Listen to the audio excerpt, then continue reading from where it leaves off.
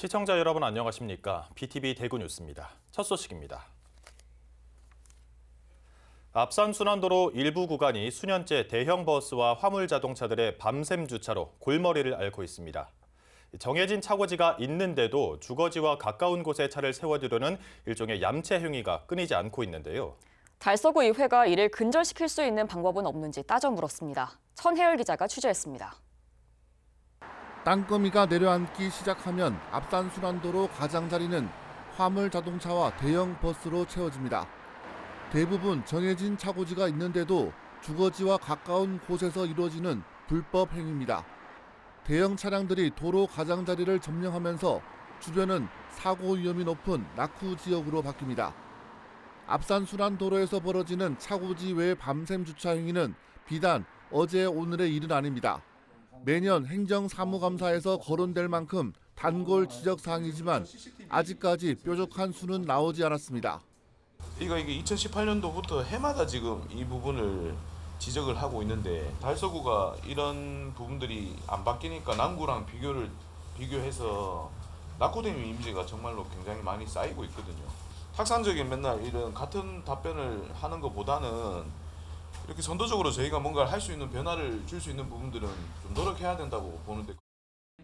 다른 지역의 우수 사례가 제시되기도 했는데 달서구는 근본적인 대책이 될 수 없다고 봤습니다.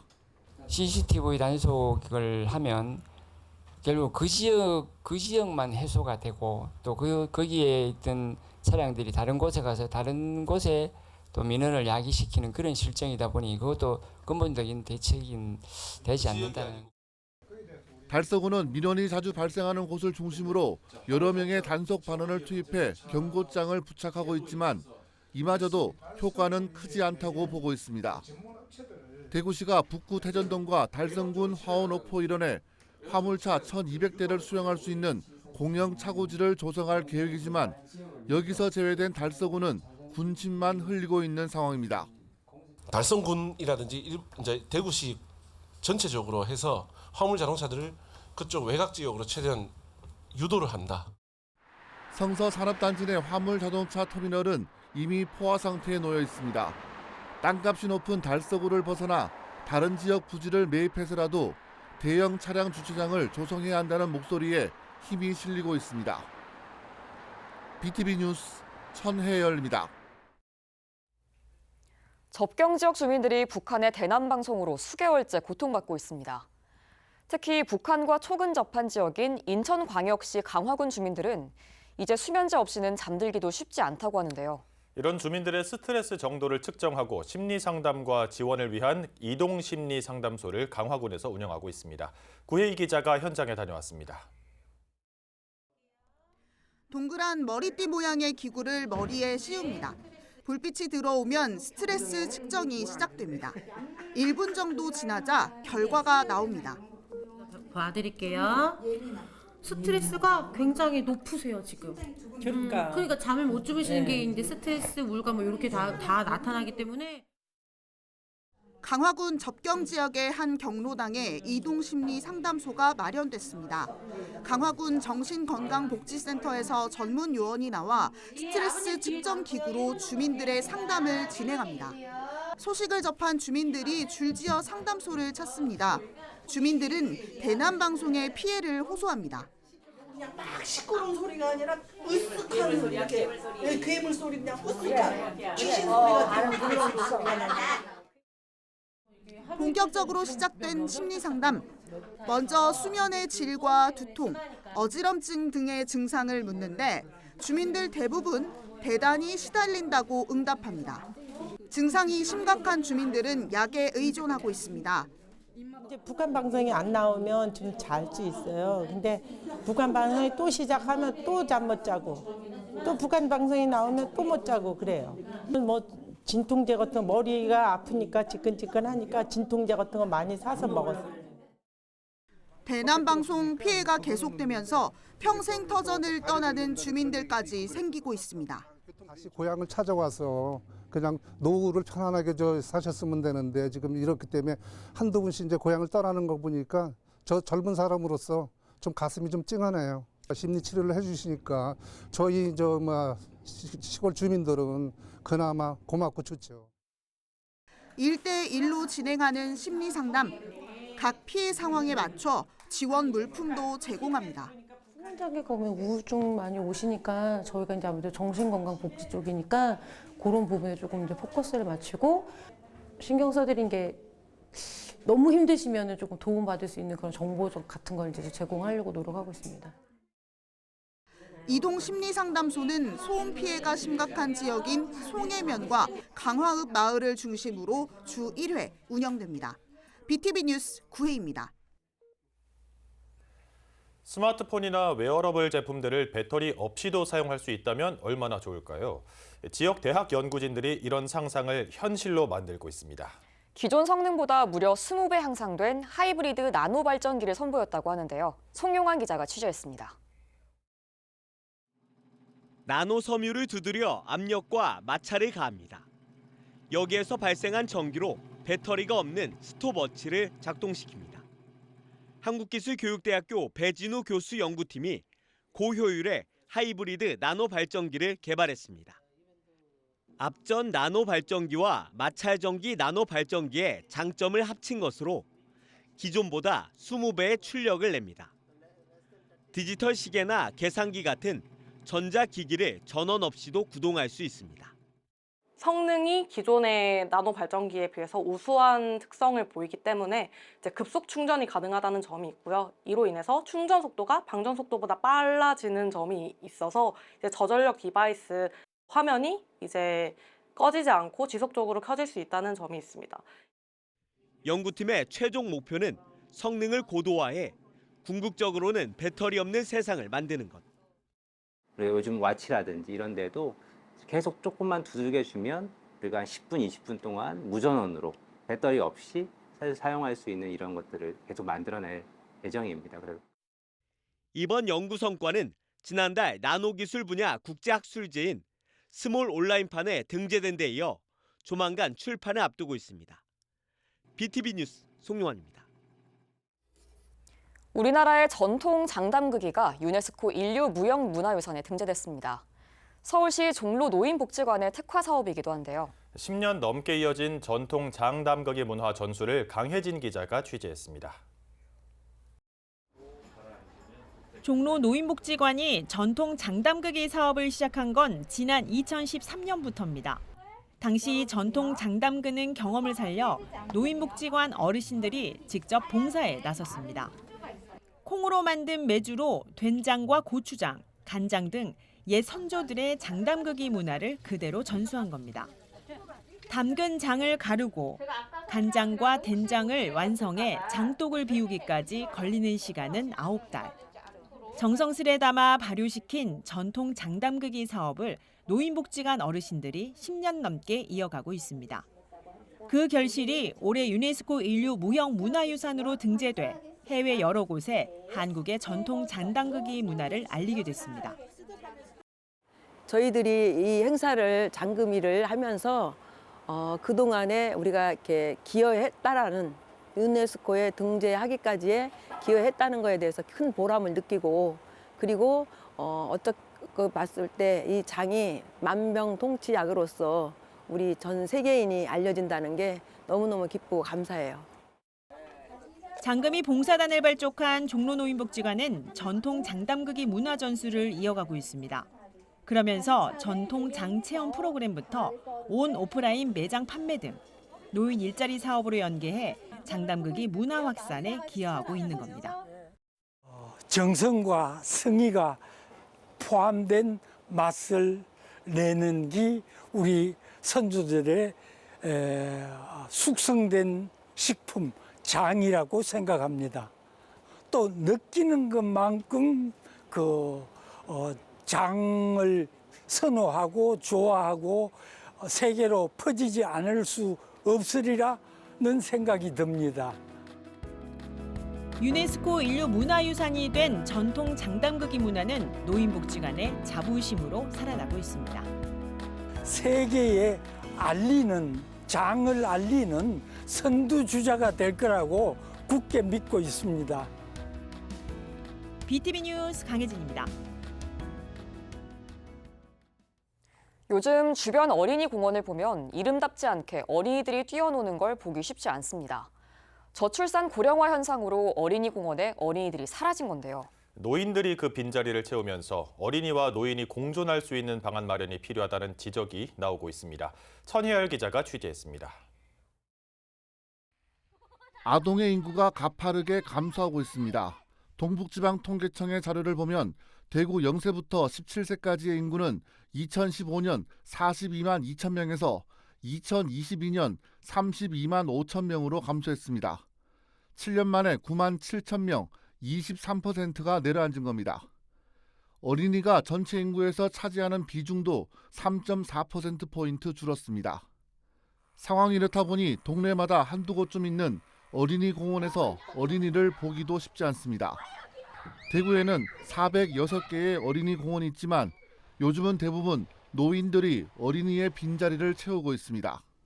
우리가 노인네들이 와서 되겠다가 아니고 여기 한번 우리가 살은 지가 수십 년이 되기 때문에 여기는 어린이 공원이지만 노인네들도 같이 함께 쉼터라고 생각하고 옵니다. 그런데 사실은 갈 데가 없어요, 우리가. 달서구의회는 어린이가 사라진 지 오래된 지역 어린이공원 126곳의 실태와 문제점을 제기하고 나섰습니다. 어린이들의 이용률이 낮다는 점을 내세워 어린이 공원을 주민 모두가 함께 이용할 수 있는 시설로 바꿔야 한다고 촉구했습니다.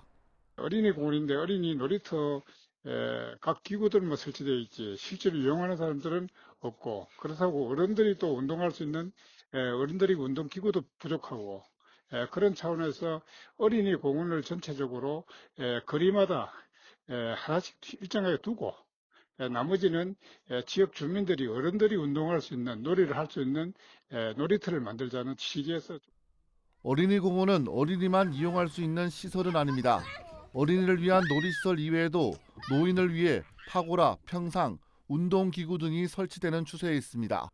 어린이 공원이지만 어른도 함께 이용할 수 있다는 인식의 전환이 필요하다는데 이미 공감대는 형성돼 있습니다. 어르신들만 위한 이제 그런 공원을 하는 거든, 만약에 이제 이 어린이 공원을 있는 거를 이제 없앤다기보다는 지금 어린이 공원 있는 거를 어른들도 이용할 수 있는 더 시설들을 보강해주고, 그렇게 해서 어린이 공원은 어린이 공원을 유지를 하는데 보강을 해주면서 같이 쓸 수 있는, 사실은 어린이 공원을 해서 어린이만 사용하는 건 아니거든요. 어린이 공원이 어린이만을 위한 시설이라는 관념에서 벗어난다면 이 문제는 쉽게 실마리를 찾을 수 있을 것이라는 분석입니다. 다만 출생아 수가 큰 폭으로 줄면서 이 어린이 공원이 언제까지 지금의 역할을 계속할 수 있을지는 곱씹어 볼 대목입니다. BTV 뉴스 천혜열입니다. 해마다 본격적인 추위가 시작되는 이맘때쯤이면 거리에는 형편이 어려운 이웃들을 돕자며 사랑의 온도탑이 세워지고 구세군의 종소리도 울려 퍼집니다. 올해도 시민들의 따뜻한 정성을 모으는 모금 운동이 시작됐습니다. 장기화된 경기 침체에 목표액을 모을 수 있을지가 걱정입니다. 김민재 기자의 보도입니다. 대구 도심 한가운데 구세군의 종소리가 울려 퍼집니다. 1928년부터 이어져온 구세군 자선 냄비가 올해도 등장했습니다. 구세군은 시종식을 시작으로 이달 말까지 거리 모금에 나섭니다. 옛 대구 백화점 앞을 비롯한 대구 경북 24곳에서 모금 활동이 진행됩니다. 가슴속에 담겨있는 사랑의 빛을 나누는 그런 주제로 나아가고 있고요. 올해 대구시와 경북도에서 한 20여 군데 모금 장소를 정하고 어린이집에 찾아가는 자선 냄비를 통해서 나눔 교육과 함께 그렇게 자선 냄비를 진행하려고 계획하고 있습니다. 사랑의 온도탑도 도심 한가운데에 등장했습니다. 어려운 이웃을 돕는 희망 나눔 캠페인이 시작된 겁니다. 내년 1월 31일까지 62일간 이어지는 이번 캠페인은 기부로 나를 가치 있게, 대구를 가치 있게라는 슬로건으로 진행됩니다. 모금 목표액은 지난해와 같은 106억 2천만 원으로 정해졌습니다.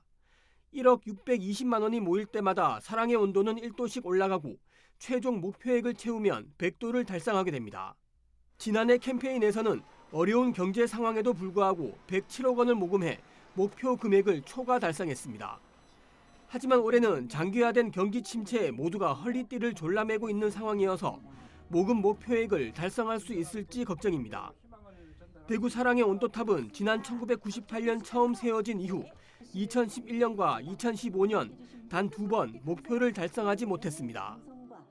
금년에도 경제적으로 상당히 어렵습니다만은 그럴수록 우리 주위에 도움을 청하는 그런 서민들이 많습니다. 그래서 대구 시민 여러분들께서 적극적으로 참여를 해주시고 관심을 가져주신다면 금년에도 저희들 목표액이 106억 2천만 원인데 이를 넘어서 사랑의 온도탑이 100도를 넘을 것으로 생각을 합니다. 그래서 이번 행사 기간 동안 대구 시민 여러분들께서 적극적으로 관여를 해주시고 모인 성금은 도움이 필요한 저소득 가구나 노인, 아동을 위해 쓰입니다. 추운 겨울 형편이 어려운 이웃들을 위한 따뜻한 온정이 그 어느 때보다 절실합니다. BTV 뉴스 김민재입니다. 내년부터 AI 디지털 교과서가 일부 과목에서 단계적으로 도입됩니다. 학생은 수준에 맞는 콘텐츠를 제공받을 수 있고 교사는 데이터를 기반으로 하는 수업을 설계할 수 있어서 학습의 효율성을 높일 수 있을 걸로 기대를 모읍니다. 천혜열 기자가 취재했습니다. 내년부터 AI 디지털 교과서가 도입됩니다. 교육부는 최근 AI 디지털 교과서 검정 실사 최종 결과와 이행 방안을 발표했습니다. AI 디지털 교과서가 단순히 종이 교과서를 대체하는 데 그치는 것은 아닙니다. 학생에게 최적화된 학습 기회를 제공하는 것은 물론 첨단 학습 방법을 통해 디지털 대전환 시대에 대비하는 국가적 교육 프로젝트라는 것이 교육 당국의 설명입니다. 개인 맞춤형 학습 지원을 위해서 인공지능 기술을 활용하여 학생 개개인의 학습 수준과 필요에 맞는 교육 콘텐츠를 제공함으로써 자기 주도성을 바탕으로 학습 효율성을 제고하고자 합니다. 당장 내년 3월부터 초등학교 3학년과 4학년, 중학교 1학년, 고등학교 1학년이 영어, 수학, 정보 과목에서 AI 디지털 교과서를 접하게 됩니다. 대구시 교육청은 AI 디지털 교과서 도입과 함께 교사들을 대상으로 연수를 강화하고 있습니다. 디지털 교육에 걸맞은 리더 교원을 양성하고 디지털 기반 수업 설계에 필요한 연수를 진행하는 것이 목적입니다. 2022 개정 교육과정이 강조하고 있는 디지털 소양을 키우기 위해 다양한 분야의 교육과정을 개설해 운영하기로 했습니다. 선생님들이 먼저 우선되어야 하기 때문에 교원 중심으로는 해당 교과에 되는 선생님들 그리고 초등은 전 교원을 대상으로 연수를 완료를 했는 상황입니다. 대구시 교육청은 내년에 AI 디지털 교과서를 쓰게 되는 교사뿐만 아니라 원할 경우 다른 학년 교사들에게도 연수의 기회를 확대할 계획입니다. 종이로 된 서책형 교과서가 역사 속으로 사라지게 되면서 교실 수업의 혁명이 조금씩 감지되고 있습니다. BTV 뉴스 천혜열입니다.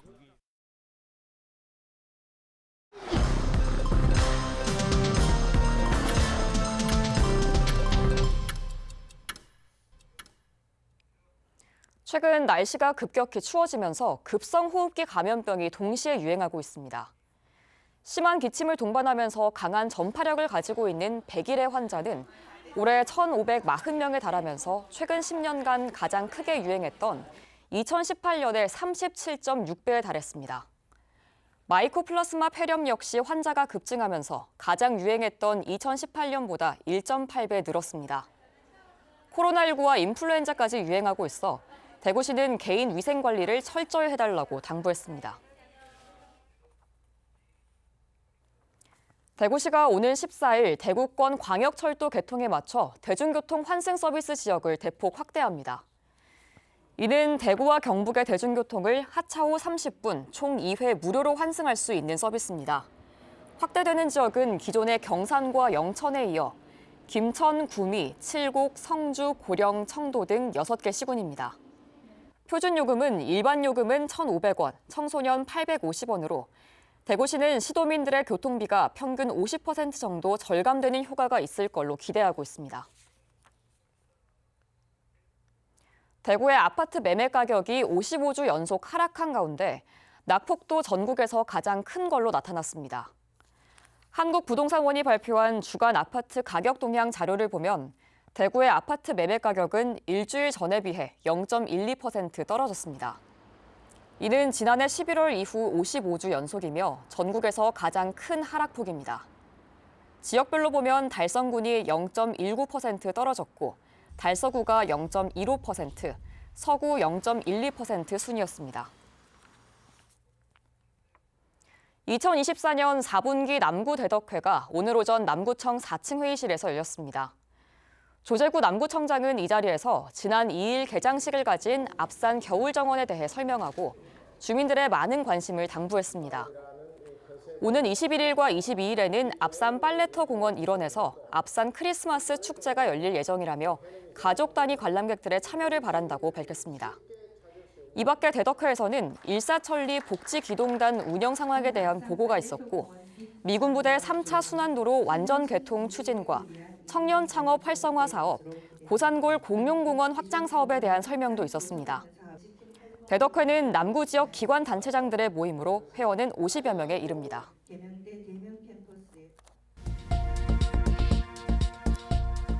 류규하 중구청장이 대구시 구청장 군수협의회 후반기 회장으로 선출됐습니다. 류규하 청장은 앞으로 1년 7개월간 기초지자체장을 대표해 대구시와 현안을 논의하는 가교 역할을 맡게 됩니다.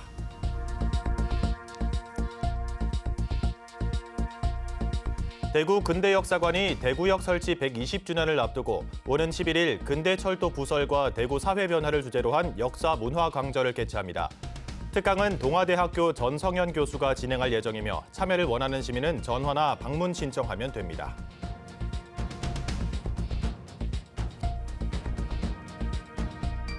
박소정 작가 개인정 사유하는 물성이 9일부터 26일까지 달성군청 참꽃 갤러리에서 열립니다. 강한 운동력이 주는 속도감과 시간이라는 추상적 개념을 표출한 회화 작품이 전시됩니다.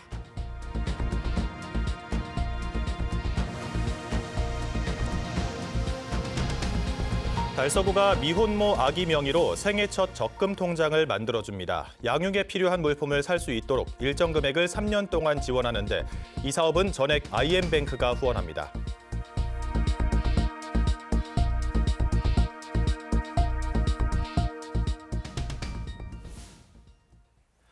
사고 위험을 높이는 화물차 밤샘 주차. 불법입니다. 하지만 단속만이 능사는 아니어 보입니다. 대형 차량 주차장을 일종의 사회 기반 시설로 볼 필요도 있어 보입니다. 이상으로 뉴스를 마칩니다. 저희는 시청자에게 힘이 되는 소식으로 다시 찾아뵙겠습니다.